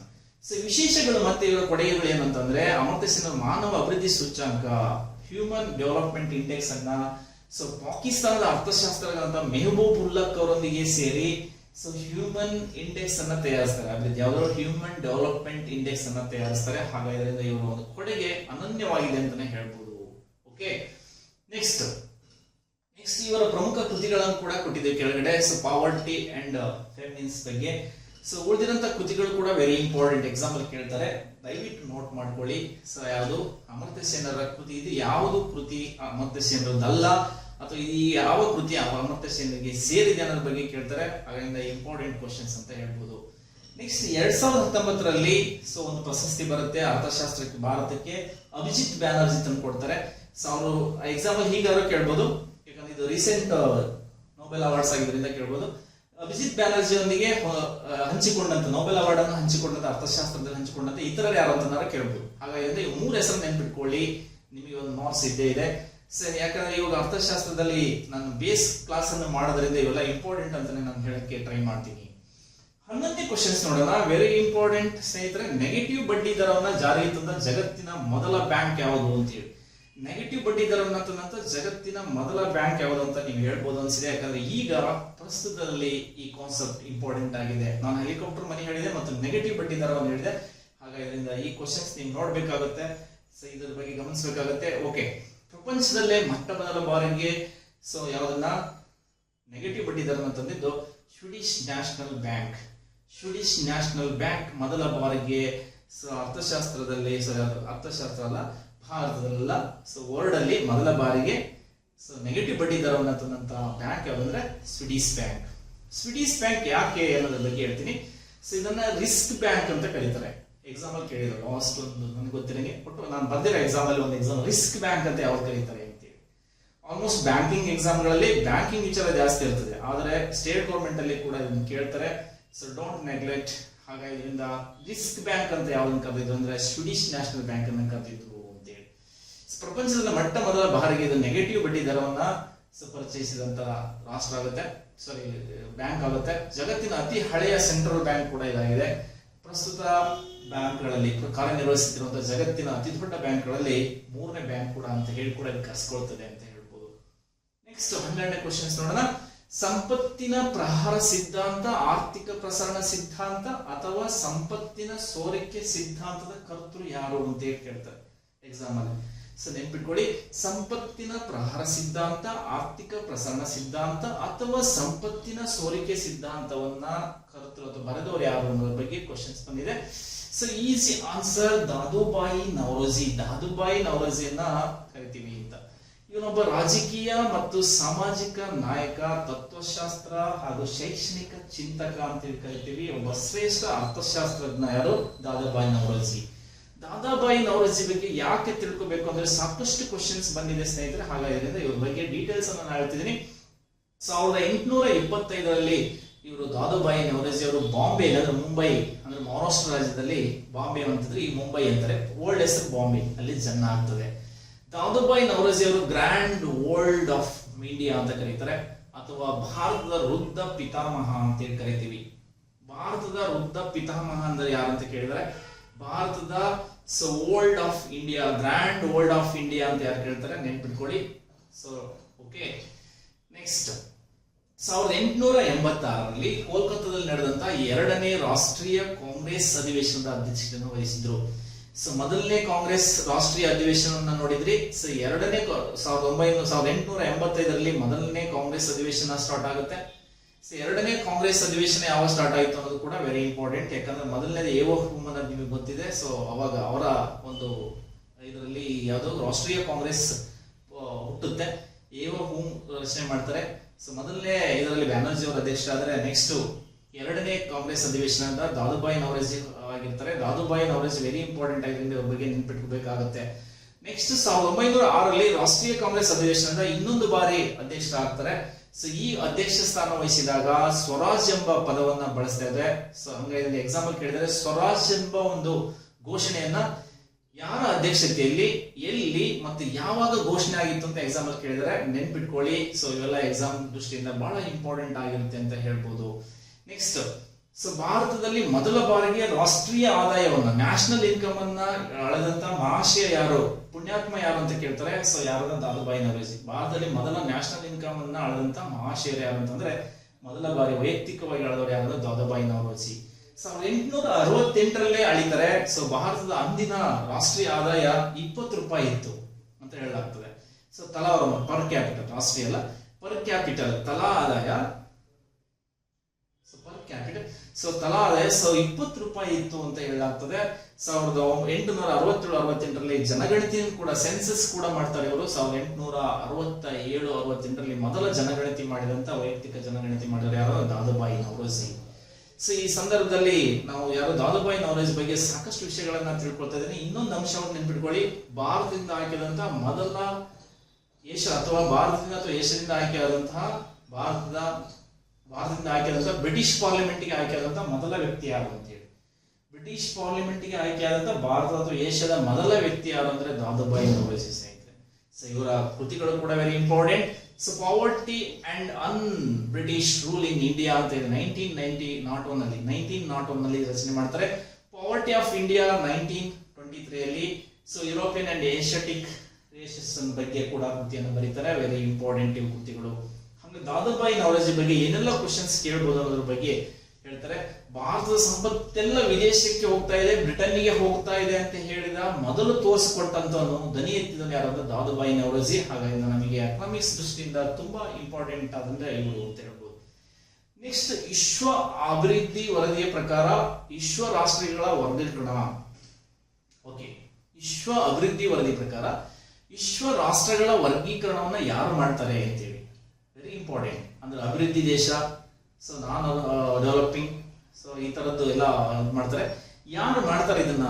ಅಭಿವೃದ್ಧಿ ದೇಶ ಅಥವಾ ಅಭಿವೃದ್ಧಿ ಅಲ್ಲದ ದೇಶ, ಅಭಿವೃದ್ಧಿ ಹೊಂದುತ್ತಿರುವ ದೇಶ, ಡೆವಲಪಿಂಗ್ ಕಂಟ್ರಿ, ಅಭಿವೃದ್ಧಿಶೀಲ ದೇಶ, ಅಭಿವೃದ್ಧಿ ಹೊಂದಿದ ದೇಶ. ಮೊದಲನೇದು ಅಭಿವೃದ್ಧಿ ದೇಶ, ಅಭಿವೃದ್ಧಿಶೀಲ ದೇಶ, ಅಭಿವೃದ್ಧಿ ಏತರ ಅಥವಾ ಅಭಿವೃದ್ಧಿ ಹೊಂದುತ್ತಿರುವಂತಹ ದೇಶಗಳು ಅಂತ ಈ 3 ತರ ಪಟ್ಟಿಯನ್ನು ಮಾಡ್ತಾರೆ. ಈ ಪಟ್ಟಿಯನ್ನು ಮಾಡೋರು ಯಾರು, ಸಿದ್ಧಪಡಿಸಿದ್ದಾರೆ? IMF ಅಥವಾ IBRD ನ, ವರ್ಲ್ಡ್ ಬ್ಯಾಂಕ್, ನ್ಯಾಷನಲ್ ಬ್ಯಾಂಕ್ ಅಂತ ಕೇಳಿದ್ದಾರೆ ಎಕ್ಸಾಮ್ ಅಲ್ಲಿ. ಸೊ ಗೆಸ್ ಯುವರ್ ಆನ್ಸರ್ ಇಲ್ಲಿ ಬರಲ್ಲ. ಸೊ ಎಕ್ಸಾಕ್ಟ್ ಆನ್ಸರ್ ಹೇಳ್ಬೇಕು ಅಂದ್ರೆ IBRD ಅಂತ ಹೇಳಿ ಬರ್ತದೆ. ಸೊ ಅಂತಾರಾಷ್ಟ್ರೀಯ ಹಣಕಾಸು ಸಂಸ್ಥೆ ಆದಂತಹ ವಿಶ್ವ ಬ್ಯಾಂಕ್ IBRD ಸೊ ಇದನ್ನ ನೋಡ್ಕೊಳ್ಳುತ್ತೆ. ಯಾವ್ದು? ವೆರಿ ಇಂಪಾರ್ಟೆಂಟ್ ಅಂತ ಹೇಳ್ಬೋದು.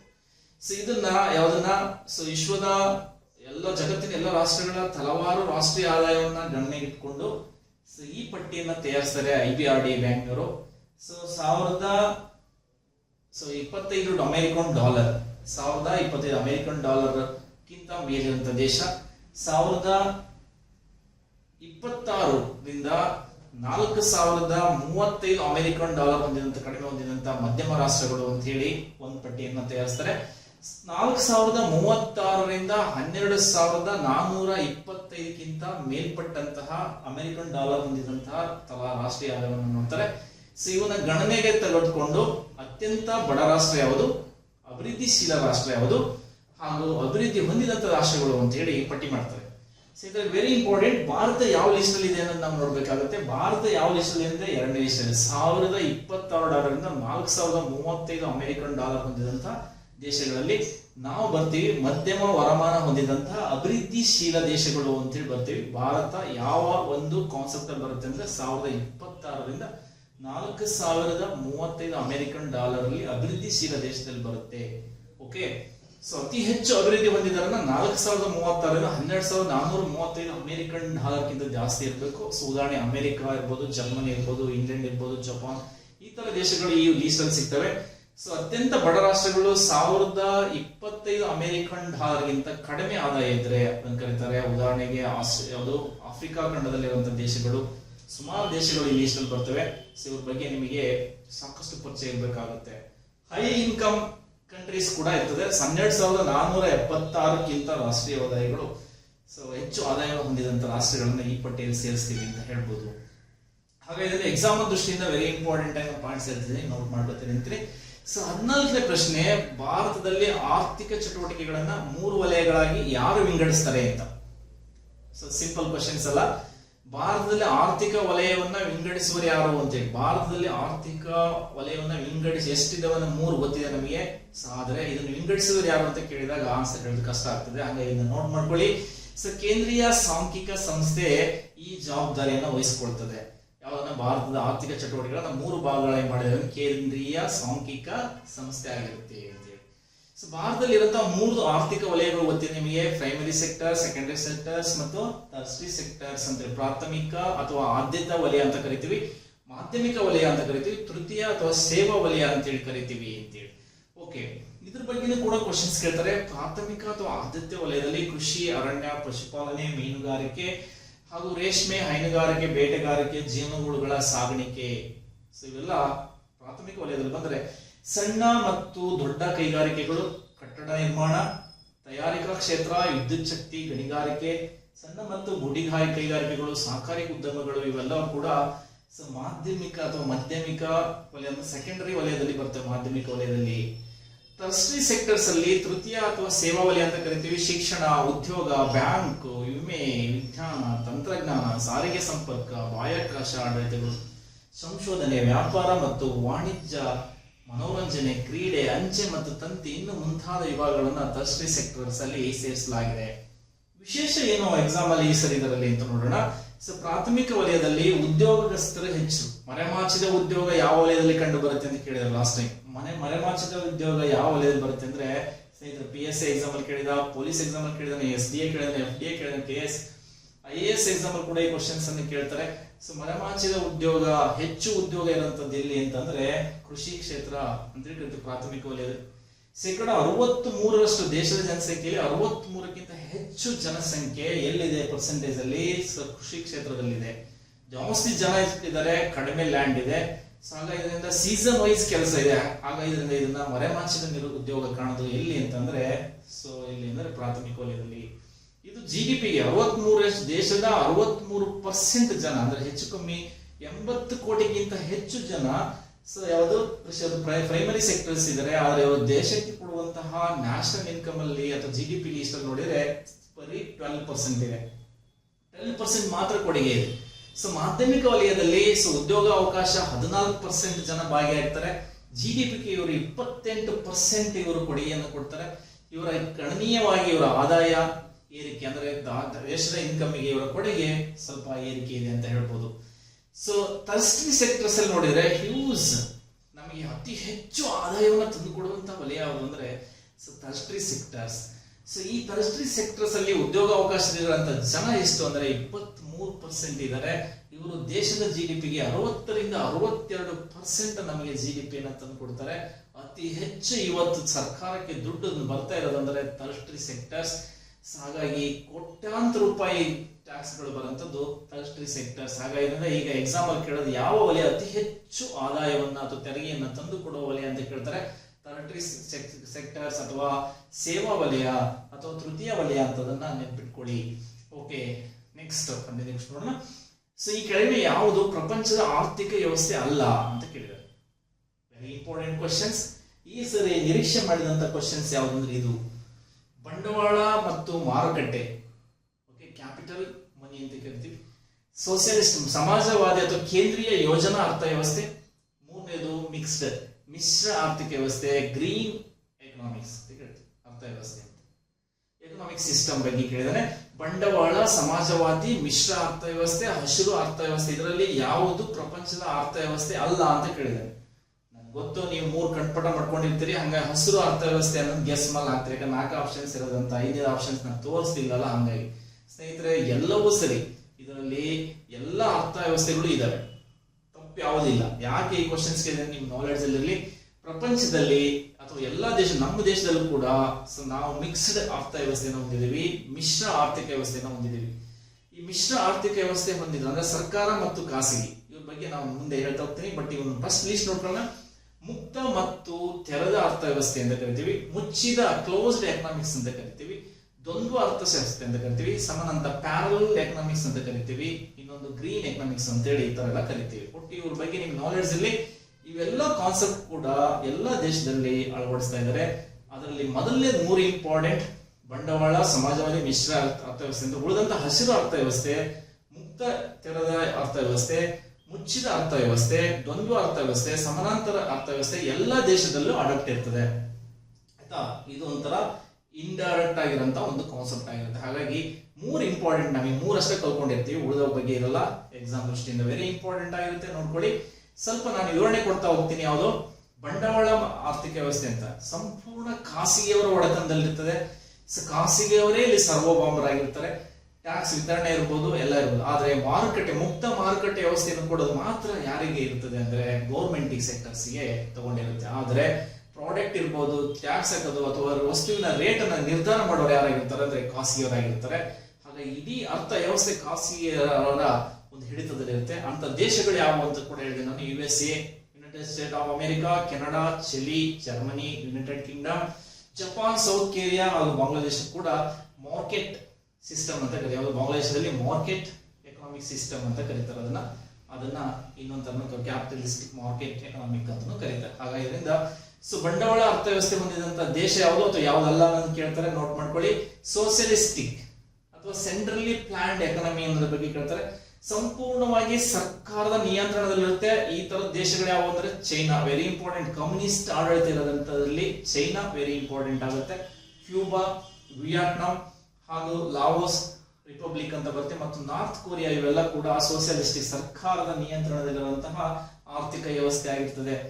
ಮಿಶ್ರ ಎಕನಾಮಿಕ್ಸ್ ಅಥವಾ ಮಿಕ್ಸ್ಡ್ ಎಕನಾಮಿಕ್ ಅಂತ ಕರಿತೀವಿ. ಇದನ್ನ ಸರ್ಕಾರ ಮತ್ತು ಖಾಸಗಿ ವ್ಯವಸ್ಥೆಯಲ್ಲಿರುತ್ತೆ. ಇದು ಭಾರತ ವೆರಿ ಇಂಪಾರ್ಟೆಂಟ್. ಇದರಲ್ಲಿ ಭಾರತ ಕೂಡ ಇರ್ತದೆ. ಐಸ್ಲ್ಯಾಂಡ್, ಸ್ವೀಡನ್, ಫ್ರಾನ್ಸ್, ರಷ್ಯಾ ದೇಶಗಳು ಮಿಕ್ಸ್ ಆರ್ಥಿಕ ವ್ಯವಸ್ಥೆಯನ್ನು ಹೊಂದಿದ್ದೇವೆ, ಮಿಶ್ರ ಆರ್ಥಿಕ ವ್ಯವಸ್ಥೆಯನ್ನು ಹೊಂದಿದ್ದೇವೆ ಅಂತ ಹೇಳ್ತೀವಿ. ಸೊ ನಾನು ಉಳಿದಂತ ಆರ್ಥಿಕ ವ್ಯವಸ್ಥೆ ಬಗ್ಗೆ ಹೇಳ್ತಾ ಇದ್ದೆ, ಹಸಿರು ಅಥವಾ ಮುಕ್ತ ವ್ಯವಸ್ಥೆ ಬಗ್ಗೆ. ಅದಕ್ಕಿಂತ ಮುಂಚೆ ಮುಕ್ತ ಅಥವಾ ತೆರೆದ ಆರ್ಥಿಕ ವ್ಯವಸ್ಥೆ ಅಂತ, ಓಪನ್ ಎಕನಾಮಿಕ್ ಸಿಸ್ಟಮ್ ಅಂತ ಹೇಳಿ. ಆಲ್ಮೋಸ್ಟ್ ಇದನ್ನ ಎಕ್ಸಾಮ್ ಹೋಸರಿ ಕ್ವಶನ್ ಕೇಳಿದ. ಸೊ ಓಪನ್ ಎಕನಾಮಿಕ್ ಸಿಸ್ಟಮ್ ಅನ್ನು ಹೊಂದಿದಂತ ದೇಶ ಯಾವುದು?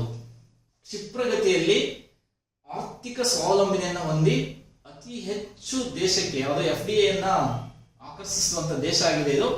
ಸೊ ಯಾವ ದೇಶ ಅಂತ ಕೇಳಿದ, ಓಪನ್ ಮಾರ್ಕೆಟ್ ದೇಶ ಯಾವುದು FDI ದಲ್ಲಿ ಅಂತ ಕೇಳಿದ. ಓಕೆ, ಫಾರಿನ್ ಅದು ಓಕೆ, ಇದ್ರ ಬಗ್ಗೆ FDI ಬಗ್ಗೆ ಕೇಳಿದ ಸರ್. FDI ಅಲ್ಲ, FDI ಬಗ್ಗೆ ಕೇಳಿದ. Okay, so foreign direct investment ಬಗ್ಗೆ ಒಂದು ಕ್ವಶನ್ಸ್ ಕೇಳಿದ. ಓಪನ್ ಮಾರ್ಕೆಟ್ ಇರೋಂಥ ದೇಶ ಯಾವುದು ಅತ್ಯಂತ FDI ದಲ್ಲಿ ಅಂತ ಕೇಳಿದ್ದ. ಕನ್ಫ್ಯೂಸ್ ಆಗಿತ್ತು. So very important, Singapore.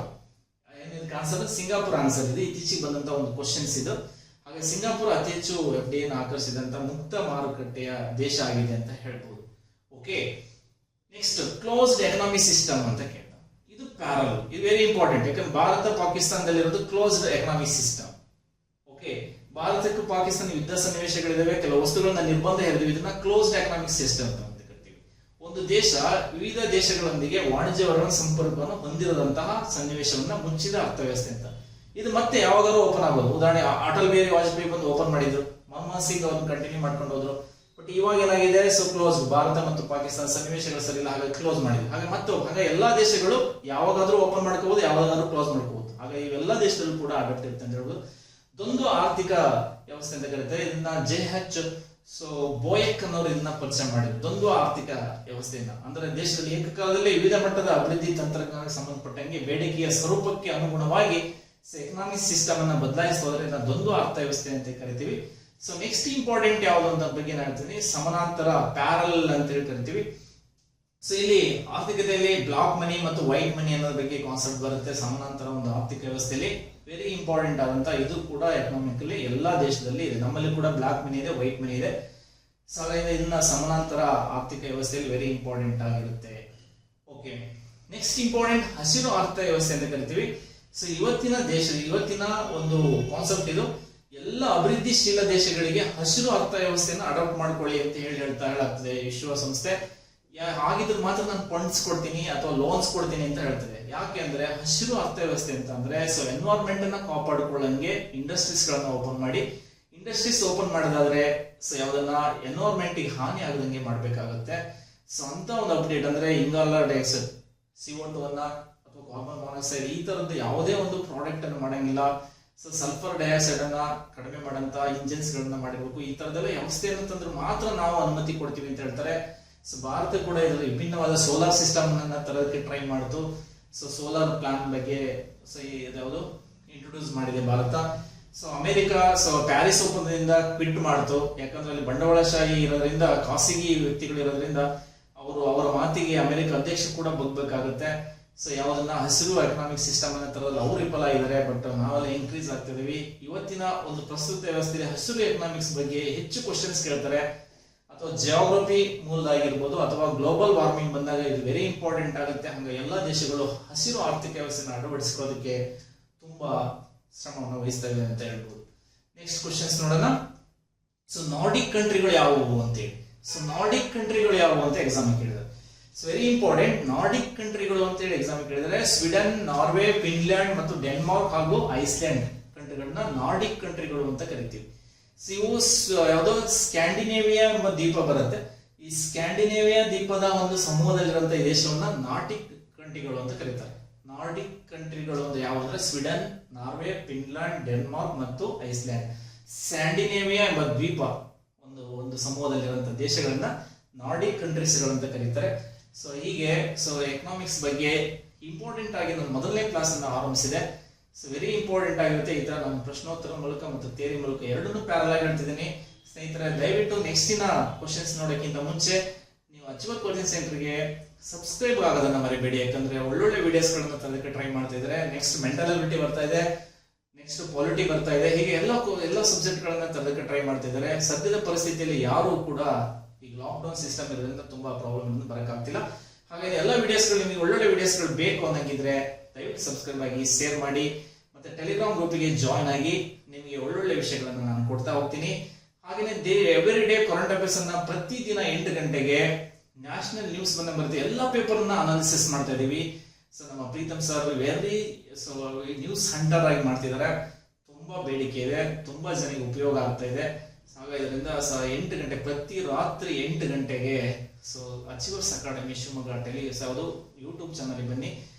ದಿನ ಯಾವುದು ಕರೆಂಟ್ ಅಫೇರ್ಸ್ ಗಳನ್ನ ಎಲ್ಲ ಪೇಪರ್ಸ್ ಮತ್ತೆ ವೆಬ್ಸೈಟ್ ಅಂಡ್ ಎಲ್ಲದರ ಬಗ್ಗೆಯನ್ನು ತೆಗೆದು ಒಳ್ಳೊಳ್ಳೆ ಕ್ವಶನ್ಸ್ ಗಳನ್ನ, ಒಳ್ಳೆ ವಿವರಣೆಗಳನ್ನ ಕೊಡ್ತಾ ಇದ್ದಾರೆ. ನೋಟ್ ಮಾಡ್ಕೊಂತ ಹೋಗ್ರಿ. ನಿಮ್ಮ ಭವಿಷ್ಯ ಫ್ಯೂಚರ್ಸ್ ಚೆನ್ನಾಗಿರ್ಲಿ ಅಂತ ಹೇಳ್ತಾ ಆಲ್ ದಿ ಬೆಸ್ಟ್. ಮತ್ತೆ ಭೇಟಿ ಆಗೋಣ.